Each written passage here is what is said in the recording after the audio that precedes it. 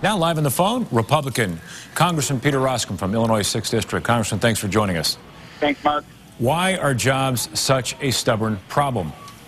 Jobs are a stubborn problem because of a failed stimulus plan from a year ago. A lot of us predicted that the approach that the administration was taking was simply putting good money after bad, and we see the results of that now. The administration promised that unemployment was going to peak at 8%, and as you've just reported, it's actually 9.5%. And here's the problem. We're halfway through the tax year, and this Congress has not determined what the tax code is going to be for 2010. So what does that mean for a business person deciding what to invest in? They don't know the ground rules, and uncertainty is as bad as bad news, actually. The other piece is there's economist after economist that will tell you that the higher the national debt goes as it relates to gross domestic product, the bigger the lag on jobs. So we're now at 93% of our debt to GDP, which is a staggering figure, and according to most experts, that means 3 million folks are going to sit on the sidelines because of the huge national debt that we're accumulating. It's stubborn, but there's a way forward. But unfortunately, with all due respect to the president, this is not the recovery summer that he's been selling. Do you see a double-dip recession? I see a lot of uncertainty ahead. I hope we don't have a double-dip recession, but I just don't think the president is right when he says that we're headed in the right direction. These numbers continue to erode underneath.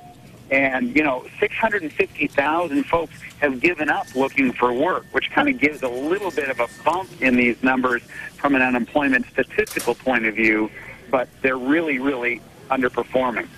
Next subject. You meet next week with Israeli Prime Minister Benjamin Netanyahu, leading a trade delegation, security, repairing relations.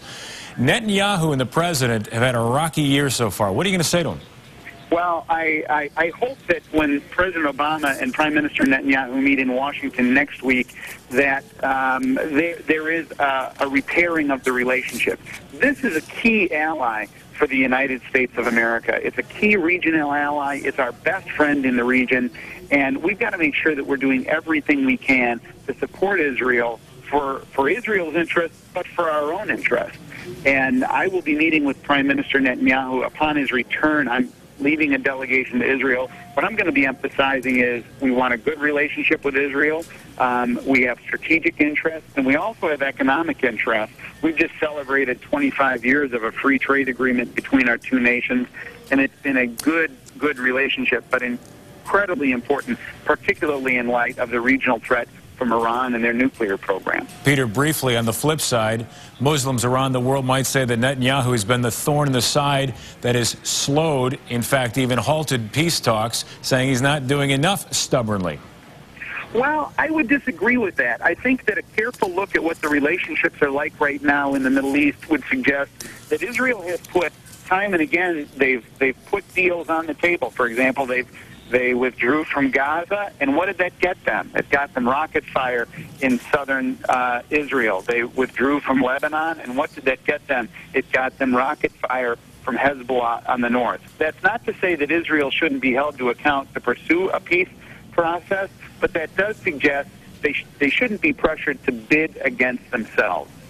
Congressman, good luck in the Holy Land. Thanks for joining us tonight. Thanks, Mark.